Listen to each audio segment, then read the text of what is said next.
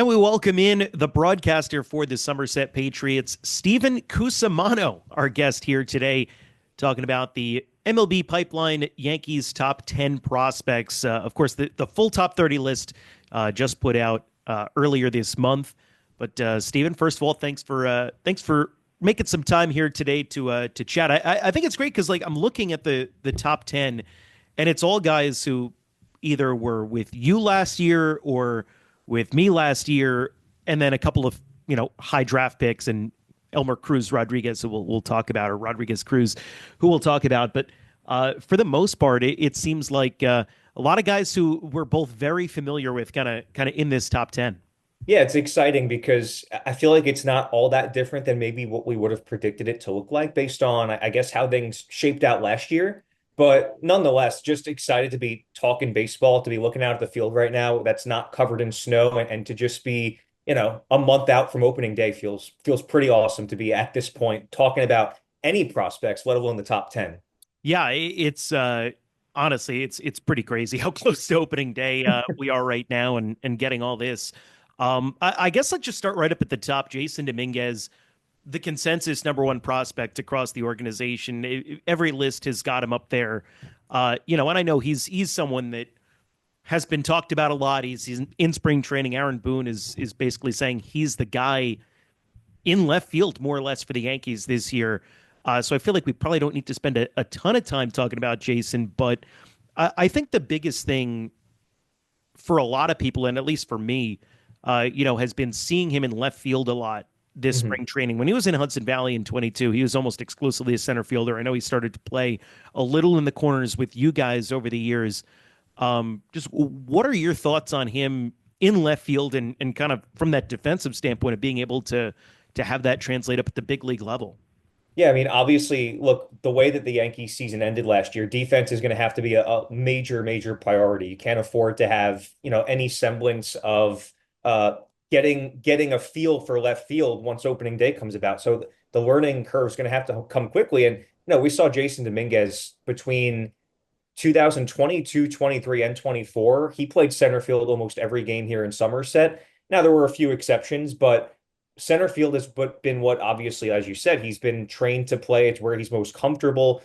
And listen, I think that there's going to be some learning curves like we've seen a little bit in the early spring training games, but you know, defense is so valuable to winning Major League Baseball games, to winning World Series. And I think you, at the end of the day, you just trust the athleticism. You trust that this is a guy that you signed for the largest international signing bonus in team history, and you trust that he's got a work ethic and athleticism that's going to translate anywhere in the outfield. And just seeing the way he's handled himself over, again, basically 3 years, coming up through the minor leagues, and a bulk of that here in Somerset, I trust that he'll be able to handle anything that comes his way. Again, if you can play center field, it's probably going to be a little bit easier to play the corner spots. And it certainly helps when you're getting reps in center, when you have Cody Bellinger, Aaron Judge in the outfield with you, and you're becoming comfortable with their limitations, your limitations. You get to pick their brains, continuing to develop and learn from some of the coordinators and coaches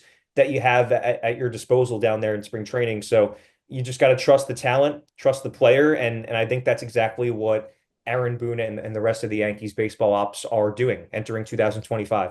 Yeah, and I think there's a lot to be said for a comparison that I've heard thrown out throughout spring training of almost, you're kind of hoping he turns into a switch hitting Kyle Schwarber type guy who, look, he's not necessarily going to be an asset for you defensively, but what you're getting offensively out of this guy is going to more than make up for that defense. And you're going to run him out there in left field and hope he can be good enough to get the job done and not significantly hurt you out there. And I think you're right that when you've got a Bellinger or a Judge, playing to his left in center field, that definitely will help out, especially in the big left field that Yankee Stadium does have. Also, frankly, I think he has enough of an arm that if you had to get him to right field, you could in a pinch. Or at least from what I remember from a couple of years ago, seeing it, Yeah. he saw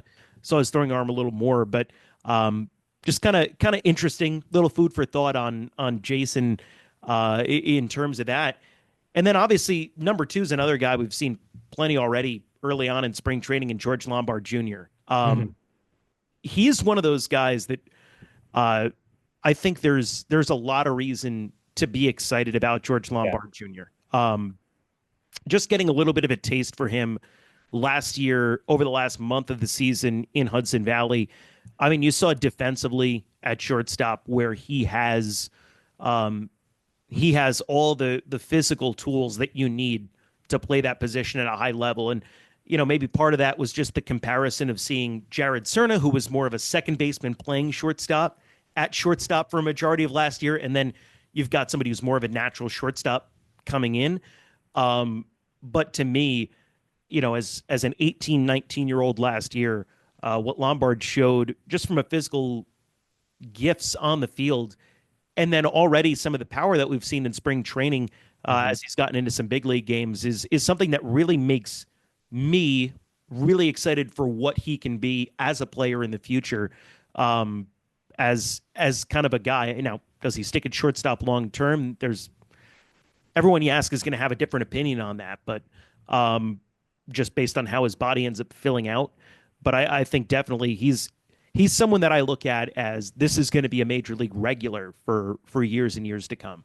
Yeah, and obviously I saw him during the spring breakout game last year. He hasn't played a lick in Somerset yet, but it feels like he's playing his way right up to an early AA promotion this year just because of, again, you look at what he's done in spring training and you look at the praise he's drawn from Aaron Judge, Aaron Boone, everyone around him that, like you mentioned with his fielding prospects, he just fits in with an infield where, he's taking infield with Anthony Volpe and throwing to Ben Rice, and you've got all these people across the infield that they say he looks like he belongs. And you talk about the frame, how that's going to fill out. I think the word that comes to mind is tantalizing. Like when I look at George Lombard Jr. as somebody that, again, I haven't seen a lot of, but I saw a glimpse of last year during spring training. It's just so exciting to me to think about. I saw Jason Dominguez at AA when he was 19 years old. I've seen guys in other organizations like Samuel Basayo with the Orioles when he was at AA last year at 19. And to think about the prospect of somebody like him that's still growing, still learning, still developing, and to right now be as good as he is tantalizing. And I'm very, very excited to see where this goes. And if spring training is any indication, I think that we're going to see some special things in a potential breakout season from him in 2025.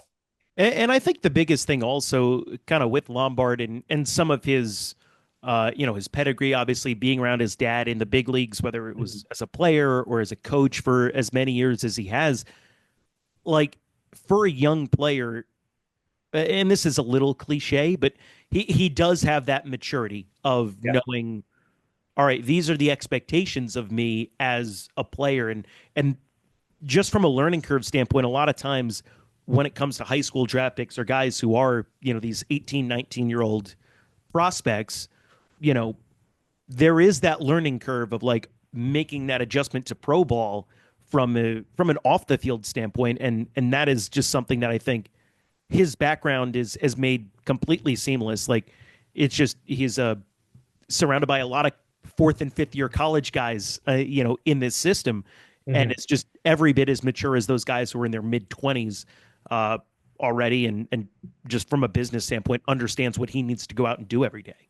Yeah, and thinking about, it reminds me a lot of when Anthony Volpe came up in 2022 with us. The thing that stuck out to me with him intangibly was he just felt so mature above his years. And even still, you're hearing the guys on the big league club say that about him as what, a 20, 24, 25-year-old now. Mhm. And again, I haven't met George yet, but you're hearing those same kind of things said by people like you, people like Aaron Boone, Aaron Judge, where he has that composure. He's built for it coming up, like as you said, in this kind of background.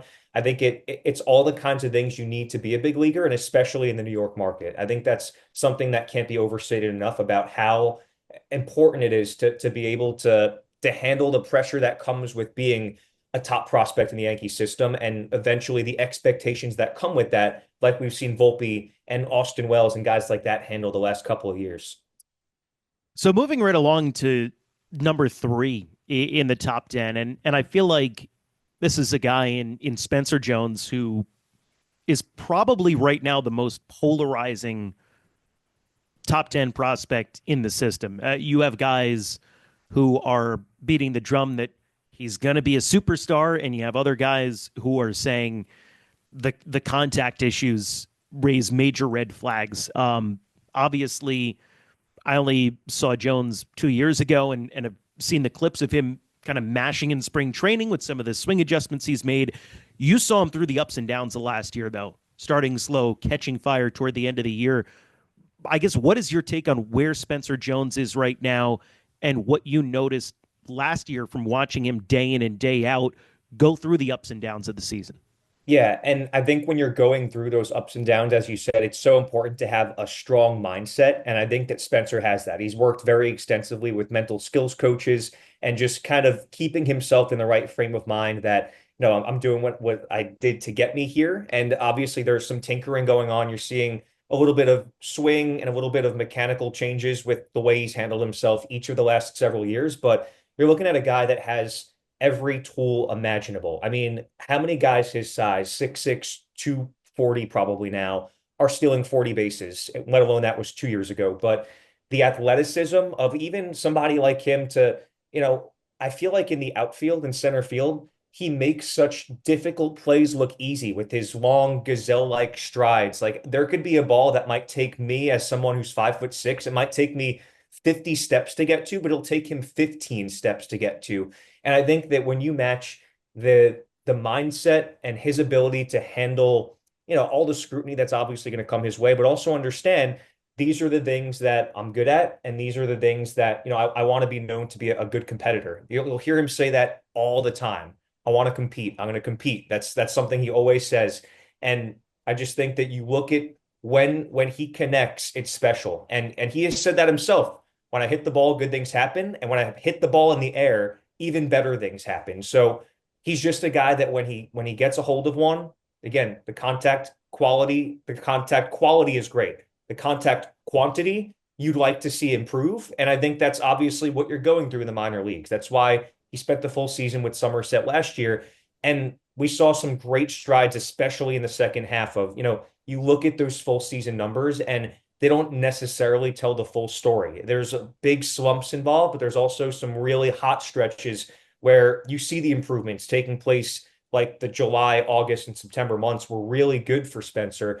And I think another season of continuing to just massage those little things regarding, offensively at the plate, I think everything else will fall into place. But he has all the tools of which you would want out of a long time big leaguer, and obviously a high ceiling big leaguer when you consider just how rare and special it is to have that talent at that frame that he has. And it was impressive to see last year, but I think that obviously there's improvements to come, and he knows that. He's very self-aware. He's very headstrong, very mentally strong about the things he needs to improve upon.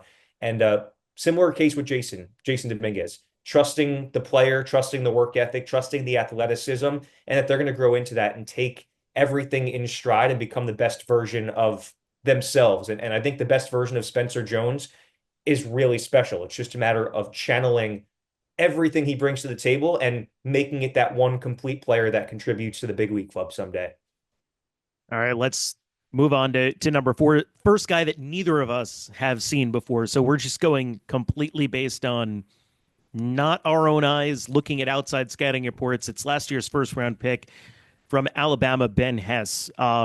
Scouting report on him: big fastball, mid to upper 90s, touches 99. Curveball is his best secondary pitch that comes in kind of in the mid to upper 70s. Slider has shown ability, so is the changeup, but it's kind of inconsistent. That said, seeing what I've seen from Yankees pitching development the last 5 years, I don't doubt that they're going to teach him a slider and either a splitter or a changeup that is going to be those good secondaries as he transitions into being a starter more in pro ball. I don't really know too much what to think about Ben Hess. I think he's going to be good. That I know. I think the biggest questions are one, is he going to continue throwing the curveball? Because we've seen over the last few years, there have been Yankees pitching prospects who have scrapped the curveball as they've come into the system. I think, back to Davy Garcia several years ago now, as being an example of a guy with a good curveball who kind of stopped throwing it at a certain point and then was tinkering around. I know Kyle Carr's been a guy with a curveball who's come in and out of usage on it. But I also think there are other guys. I mean, a Trent Sellers from last year with us in High A, righty, who had a pretty decent curveball actually, and would throw it a lot. I'm interested to see how the secondaries develop for Hess. I mean, they put a mid rotation starter with number 2 starter upside, that is a huge pitching prospect when you get that kind of label. I mean, a number 2 starter is like probably going to be an all-star a few times when you're talking about putting those grades on a prospect. I'm just super intrigued to see what Ben Hess is, and if he lives up to kind of the billing of what he's coming into. His college numbers they don't leap off the page at you, but it just seems like the stuff is there, that with some refinement and some development, he can just be a real guy who takes the system almost by storm a little bit. Yeah, and you mentioned a big guy. I mean, he's 6'5", 255 listed online. And I think it's such a Yankees pick that when you look at the way they've handled the college age pitchers they've drafted, in general, the pitchers they've drafted, they're not looking for finished products. And talking a lot with Sam Breen about what they're exactly looking for. They're not looking for the guy that has his mechanics down perfectly with their early draft picks or any of their draft picks. They don't want the guys with the perfect deliveries. They want the guys that have a high ceiling. And when you look at that frame of a guy that's 6'5", 255, throws the ball hard, has some great secondary offerings already to work with that they can kind of massage over time, I think it's just a great example of, we've seen it time and time again where like Will Warren was an 8th round pick, an unranked prospect. Now he's the 5th prospect and could be the 5th starter at some point in the season. I think they're always looking for guys that are going to come in and not have everything figured out yet. And then once the Yankees pitching department gets their hands on them, that 6 weeks of school, so to speak, after they get drafted, all of everything that comes with, channeling the best muscular parts of your body and just channeling everything to the plate, basically, in your delivery. We've seen it time and time again where these prospects that didn't post eye-popping numbers in college become something to write home about. And we've seen it so many times. I'm trying to think of many pitchers, like guys like even Bailey Dees or Zach Messenger, the guys that were not prospects really at all coming out of college that the pitching department gets their hands on. And Ben Hess is somebody that the frame and the ceiling that is there is special. And you even saw it yourself a little bit last year with someone like Kyle Carr, who's the opposite kind of physique of somebody like Ben Hess. But once he sort of ingrained himself into the pitching philosophy here and perfected the things he was being taught, you saw some really good things down the stretch. And I think that's what you're looking for out of those top picks like Ben Hess. Yeah, and I mean, you think of some of the success that the pitching department has had with a guy like Hess. I think a guy who pitched for both of us last year, who's not a top 30 prospect, is actually a really good example of that in Ben Shields. I mean, Yes. You look at his numbers in 5 years at UMass and George Mason, and you're looking at an ERA north of 5. He had some good strikeout numbers, but there's nothing else that really like jumped out to you about like, who's this guy? And then he was one of the best pitchers in the system last year. And again, I think probably because of the age factor, it isn't someone who's really considered like, oh, this is a legit prospect. But I think there's every bit of me that I can see Ben Shields being a guy who reaches the majors. Whether he's got sticking power, I don't know. But like, how many guys that post an ERA north of 5 in college end up making the big leagues? Not a lot. But the Yankees just do a really good job of identifying a lot of those types of guys. Yeah. Who have the tools that they can kind of get in and work around and have some of those underlying metrics. And it feels like they do a better job with those kind of guys than just about any organization out there. You mentioned the next guy on the list, Will Warren, is kind of being an early example of that from a couple of years ago, where again a kind of a mid rounds day two of the draft pick out of southeastern Louisiana, and now he's a guy that every Yankees fan knows as like, oh, this is a guy who's going to factor pretty heavily into the plans of a team that has its sights set on winning the World Series this year. And that doesn't happen without the development that he's had to go through and the ups and downs of that over the last couple of seasons. Warren, he had really good stuff in the short time that he was here with us in Hudson Valley, the whatever version of the slider, the unicorn or whatever he's calling it or was calling it. Like it just some really intriguing and interesting stuff from him. And I feel like going into last year and even through parts of last year, the shine had worn off him a little bit as a prospect, but it's nice to see him kind of reestablish himself, especially through some cups of coffee in the bigs last year that it didn't really go that well. I mean, he got hit pretty hard a couple of times, but you saw the potential in what Will Warren can be, and I think you're seeing that again now in spring training. Yeah, and I'm glad to see that, things have kind of taken a turn in the other direction where fans obviously did have a sour taste in their mouths from how things went at the big league level. But listen, it is a drastic change in going from high A to double A, and then you're going to the ABS system in triple A, which people don't realize is an immense strength advantage for the hitters up there in triple A. So you're not going to see a ton of success there. And for a guy like Will Warren, the clientele, I guess you could say, of pitching to prospects when you're in Hudson Valley or Somerset is very different from pitching to longtime big leaguers in AAA. And obviously now in the big leagues, you're learning how to pitch. Like his stuff has always been, as long as I've seen him, basically since after a year within the Yankees pitching school, his stuff has always been good enough to be a top prospect, to be a guy that has a very great career in the big leagues in store. It's just a matter of pitchability, learning how to best use everything you have to offer and how to play that chess match with big league hitters. And I think having the opportunity to learn from some big league games last year and learn from a full season of AAA and now spring training, this feels like the season that he's really primed to show off some of that ceiling, some of that potential that we saw when he was pitching against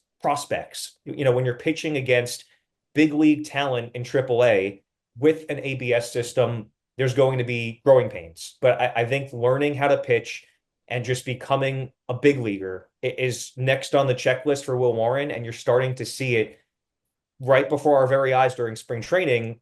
It's all being put together. And I think he's somebody that I'm just really excited for what the future holds for him, especially this year.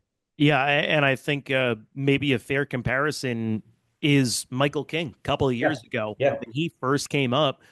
He was very up and down and didn't always have the best results, but then turned into a really good swingman. And now we've seen what he did last year in San Diego, finally getting a chance to start full time. A little bit of patience went a long way, when it came to Michael King, and could very much end up being that for Will Warren as well. Mhm. Anyway, we'll just keep rolling right along here. Bryce Cunningham, another high draft pick from last year, put up into the top 10. Little different from Ben Hess because he had actually some really good numbers last year at Vanderbilt. Some of the best pitch metrics. Another guy with the 4 pitch mix, mid 90s fastball, hard changeup, sweeper.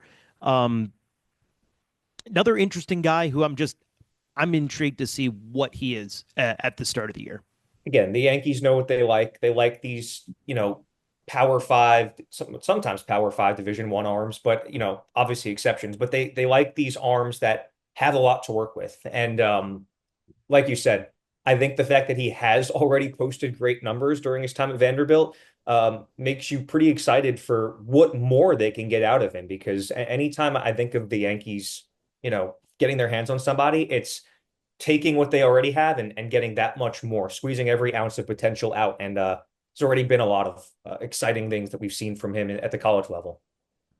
Moving along to number 7 on the list, Roderick Arias, another kind of polarizing guy. Like for me, early in the season last year, I had several conversations with scouts from different organizations who had seen Arias down in Tampa, and pretty much universally, they all said the same thing, and it wasn't necessarily positive. That said, by the end of the year, a lot of those evaluations had started to turn around. You could see it in his numbers where he was playing better, the results were better, and the reports were getting better. Where you saw a lot of improvement last year from Arias as a young guy.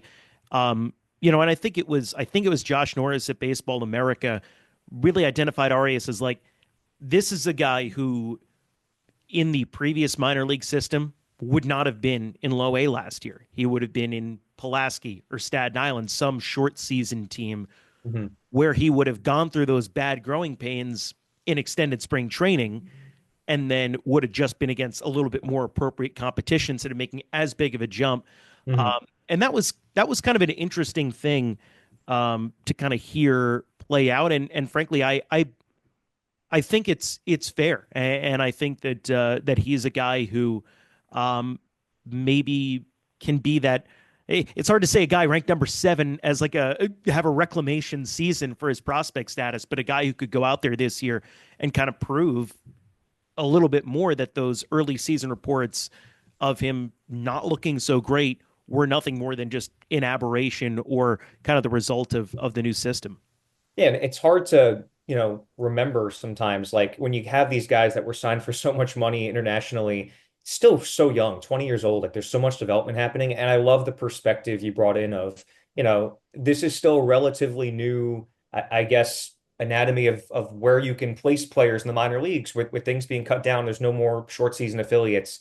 So it's Dominican Summer League, it's Florida Complex, and then you go straight to single A. And that I've been told by a lot of people internally with the Yankees that jump from the complex league to single A in the Florida State League is the biggest jump in the organization. And there's going to be that down year, so to speak. And I think this is a big one for Roderick because, like you said, he's been, somebody that fans have been hearing his name a long time.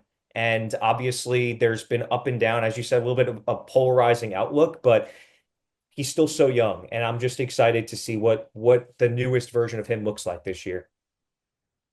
Number 8 prospect, a new guy into the system, been in the minors for a couple of years in the Red Sox org. Elmer Rodriguez Cruz, a right-handed pitcher who's acquired in an offseason trade for Carlos Narvaez, catching prospect who may or may not end up breaking camp with the Red Sox this year.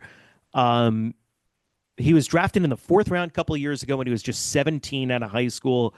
Had a huge velocity jump last year up to about 93 to 96, was touching 98. His slider, curveball, and split change have all kind of been improving. It feels like Pipeline is the most optimistic about Elmer Rodriguez Cruz. The other kind of lists have him more in the teens as opposed to number 8. But I think a lot of that has to do with how young he is and how projectable he is. It seems like the biggest knocks that I've been able to see are just there's some big mechanics that might need to be refined to be a little bit more repeatable for him to kind of reach the ceiling. But it seems like from a raw stuff standpoint, there's a lot for this pitching department to work with. Yeah, and that's again at the end of the day, like we've seen it. I've been here 3 years now. I've seen what happens when these new pitchers who are new to the organization buy into what the pitching department is selling.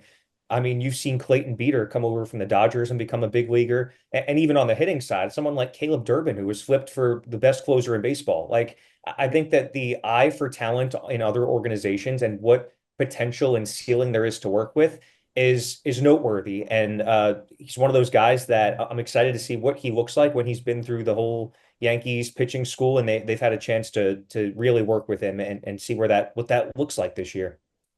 Number 9 is a guy who's not going to pitch this year in Chase Hampton. It's really tough now for Chase. Is going to be basically going on 2 lost seasons last year and now this year in 2025. What did he look like coming back from injury last year? in the little bit that you were able to see him, because I just remember the super electric guy from early in 2023. Yeah, I mean, he looked like he was still trying to get his feel back, right? So he wasn't on a full pitch count. He wasn't, it was exciting to see him back on the mound, and you've kind of felt that in his first game on the road in Bowie. Didn't throw, obviously a full set that he's used to, and then the second appearance, he left with the leg injury. I think it was a quad or calf, or I think you might have said it, but that was only an inning or two. So he still looked like a guy that was trying to get a feel back for, you know just kind of ramping up to feel himself by the end of the season. And obviously didn't get to that point. But the potential is there. We've seen what he looks like at his best, and just got to hope that these, Lady Luck starts to fall his way, because it's been tough to watch these different types of injuries keep coming about for him. And then lastly, number 10, Brock Selvage, highest left-handed pitching prospect on the list. For my money, just super, super impressive. I think Brock's going to be a really solid big leaguer. And he's just looked awesome in Somerset. Got a little more than half the season in last year, and you could see the kind of growing process of learning how to pitch at Double-A, and obviously working on some things that pitchers typically do work on in Double-A that are completely normal. But you see just an awesome slider cutter combination where they almost look identical, and it's got to be so difficult for hitters in the box to identify. And obviously another guy that's so young, that's still growing, like with these high school guys, it's you compare them with these college arms that typically come in that a lot of the package is kind of finished, a lot of the frame is there, but Brock is still growing, he is still progressing. And for him to again look as good as he does right now, he's a guy that I thought was, in the July, August, September stretch run last year, right before he got injured and didn't pitch again, I thought he was primed for a dominant stretch to end the season, just based on the trajectory he was headed. And he's someone I'm extremely excited to see what what he learned last year and how that translates to a special 2025 season. And we saw it last year in the spring breakout game. It was so, so impressive to see him carve up the Blue Jays' top prospects as he did. Well, that's the New York Yankees top 10 prospects from MLB Pipeline. Steven Cusumano, voice of the Somerset Patriots. Thanks for stopping by and chatting about this. This was a blast. Thanks for having me. It was so fun, and I can't wait to see these guys in action.